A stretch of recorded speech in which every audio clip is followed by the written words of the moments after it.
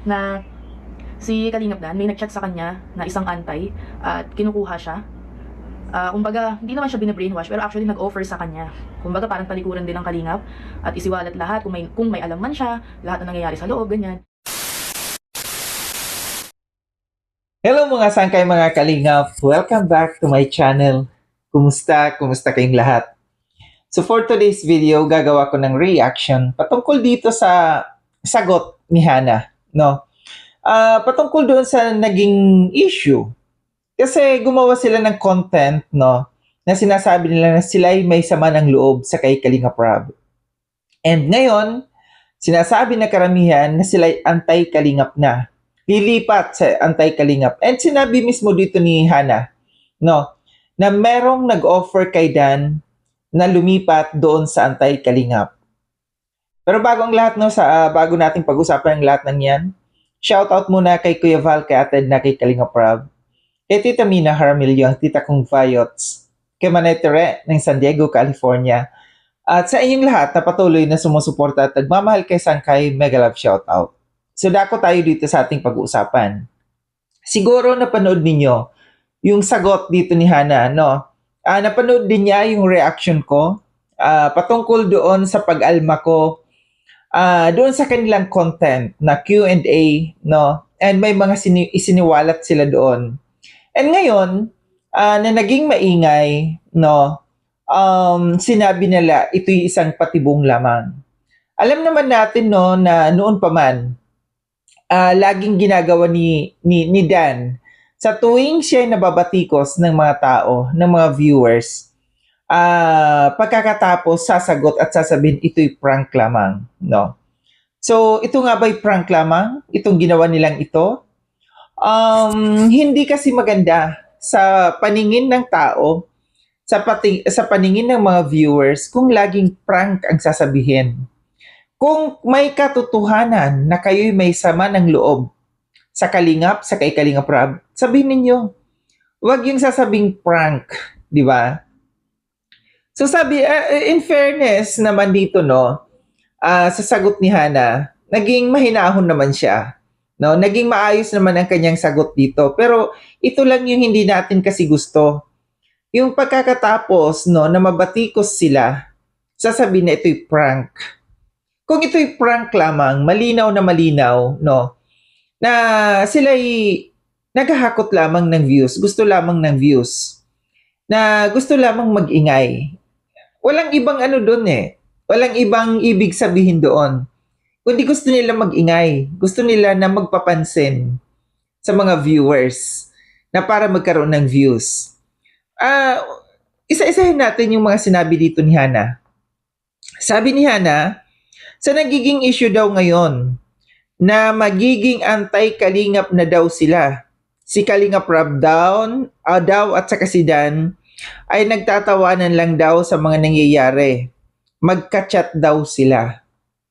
So dito sa ano na ito, no, sa sinabi dito ni Hana na ito'y alam ni Kalingap Rob, yung kanilang content na yon, na sinasabi na sila ay may sama ng loob sa kay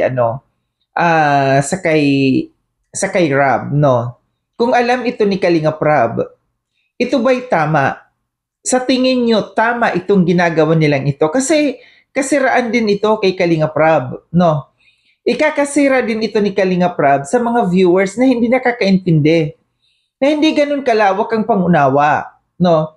Sasabihin na kinukonsente ni Kalingap Rob yung mga gawaing ganito na mga pagpa-prank nila at ginagamit nila si Kalingap Rob, no, na para magpaingay lamang.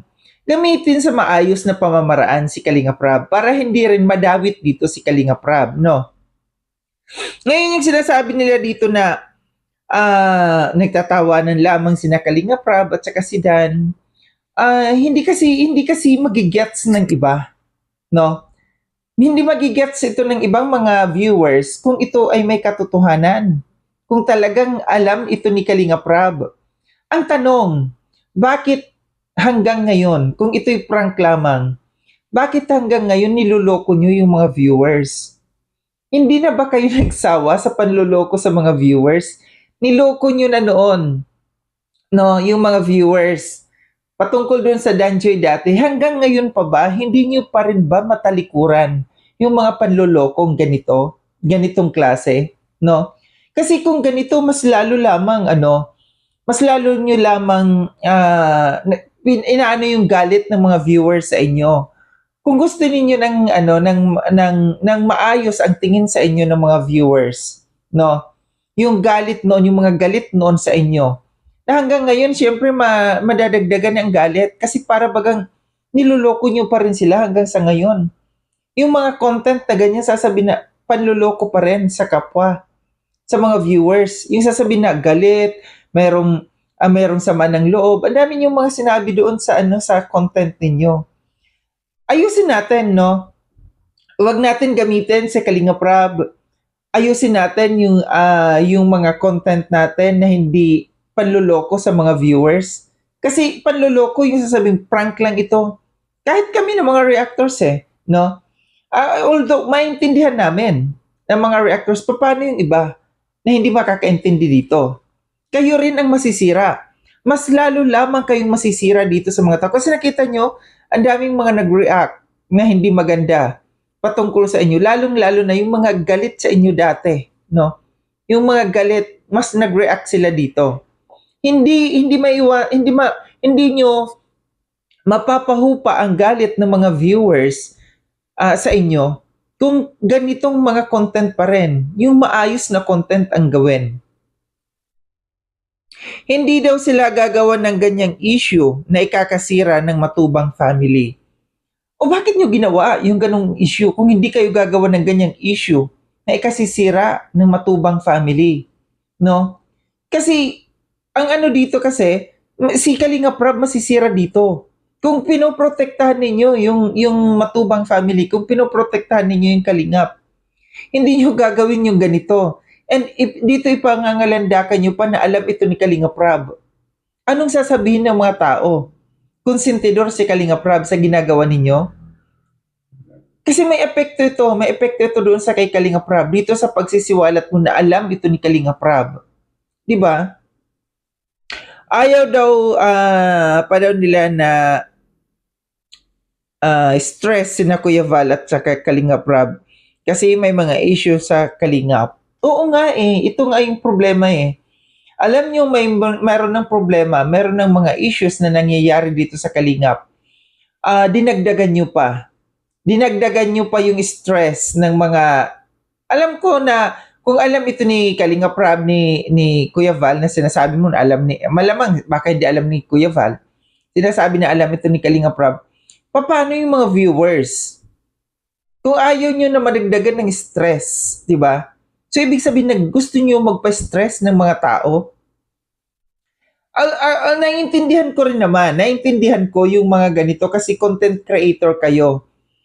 Gagawa ng mga ganyang content. Pero, yung ibang content na hindi dawit dito yung Kalingap. Kasi yun ang tingin sa inyo ng mga tao na gusto nyo lumipat, maging anti-Kalingap. Kasi yung ganong klaseng content, lumalabas na parang nagiging anti-Kalingap kayo doon. Huwag daw seryosohin ang kanilang content, no? No, wag daw natin seryosohin yung ganong content.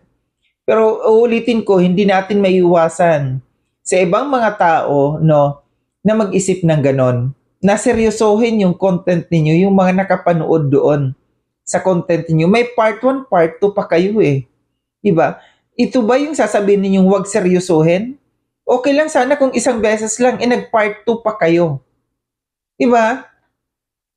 Hindi daw sila tatalikod sa Kalingap. Sana nga, no? Sana nga, hindi nyo gawin ito sa Kalingap. At sana din, hindi nyo gawin itong mga ganitong klaseng content, yung maayos na content. Kung wala na kayong ibang maisip na content, no? Mag-live na lang kayo ng maayos. Yung kwentuhan, yung good vibes. Kasi kung para sa inyo good vibes yung ganong klaseng content na may part 1, part 2, hindi maganda. Proud daw siya sa mga reactors na nagtatanggol sa Kalingap. Nahulog daw sila sa patibong, hindi daw sila galit. Okay? nabanggit niya dito yung ako kasi alam niyo naman na ako yung gumawa ng nag-reaction doon. Kagaya ng sabi ko kanina, maayos naman. Maayos naman yung pagkaka-deliver ng pag-explain dito ni Hana. Nga lang kasi talaga, hindi lang maganda yung kanilang content no, na ginawa. And syempre tayo bilang isang reactor, ipagtatanggol natin ng kalingap. Gagawa tayo ng reaction. Yung sinasabi dito ni Hana na proud siya sa mga reactors na nagtatanggol sa kalingap, wala ka pa noon. Ngayon ka lang dumating. Alam niyo kung ilang taon na kami nagtatanggol dito sa kalingap, no? Kung sino yung mga pioneer na mga nagtanggol dito sa kalingap. Kaya aalma talaga tayong mga reactors pagka may mga ganyang klaseng nakikita natin. Lalo't lalo na involved si Kalinga Prab, involved si Kuya Val. Ipagtatanggol talaga natin na hindi kasi tayo yung kagaya ng ibang mga reactors diyan na mga playing safe. Kung ano yung nakikita natin, sasabihin ko. Lalo't lalo na ako. Ayaw kong magpakahipokrito dito. Kung ano yung nakikita kong mali, para sa akin, sasabihin ko. Pero kung may nakikita akong tama, pupurihin ko. Kagaya dito sa pagdi-deliver mo ni Hana, no? Okay sa akin yung kanyang explanation. Nagiging mahinahon siya and kita ko na pinag-isipan niyang mabuti. Nga lang talaga, doon sa kanilang content na yun, doon lang tayo umalma. Sa part 1, part 2 na Q&A. Then kinukuha ng isang yun nga, sinasabi niya dito, yung ipinanood ko sa inyo dyan na video clips na sinasabi na si Dan daw ay kinukuha, may nag-message sa kay Dan na isang anti-kalingap, kinukuha siya, in-offeran siya, na isiwalat kung ano man yung nasa sa inyo na yan, no? Kagustuhan nyo na yan kung tatanggapin ninyo. Viewers na rin ang husga sa inyo kung tatanggapin nyo yan. And though sinabi naman niya na hindi daw nila tatanggapin kasi marunong sila tumanaw ng utang loob at saka sila ay matubang, hindi nila papalit ang kalingap, no? Mas maganda yung ganon. Ang sa akin lamang dito, iwasan nyo. Iwasan nyo kasi ilang beses na ito nangyari sa kay Dan, no? Na pag nare-reactionan siya, pag nagiging issue, sinasabing prank lamang. Ang sa akin lamang dito, no, huwag niyong pinaglululoko yung mga viewers. Kasi ang mga viewers, aalma talaga dyan. Alam nyo na hindi pa ulitin ko, alam nyo na hindi pa humuhupa ang galit sa inyo ng ibang mga viewers dyan sa nangyari sa Danjoy. Tapos dadagdagan nyo pa ng mga ganitong klase, no, ng mga content. Mas lalo nyo lang pinag-aalab yung galit, no, ng ibang viewers dyan. Imbis na gumawa kayo ng content na para maingganyo ninyo yung mga viewers na galit sa inyo noon, mas lalo nyo lang dinadagdagan ang galit nila. Gawin natin yung maayos na content, no? Ang inalmahan lang kasi natin dito yung bakit kailangan. Pati si Kalinga Prab, sabihin yung may sama ng loob sila kay Kalinga Prab. Bakit ganun? Bakit ganung klaseng content? Yun lang naman ang inaalmahan natin eh. Na sana hindi mga ganyang klaseng content. Kasi mas lalong, tingnan nyo, may nag-offer kaagad sa inyo. Ibig sabihin, yung mga anti-kalingap natutuwa. Mas lalong natutuwa na, oops, meron palang galit dito, offeran natin to. Paano kung maganda ang offer at biglan yung i-grab? Ano yun? Nambubuyo kayo, nangaano kayo na inuudyokan nyo yung anti-kalingap, napuntahan kayo, offeran kayo? Parang ganun ang dating ng iba, di ba? So ito lang aking reaction mga sangkay mga kalingap no, na hindi maganda. Hindi ako pabor sa mga ganitong klase na pagka nasusukol baga, no?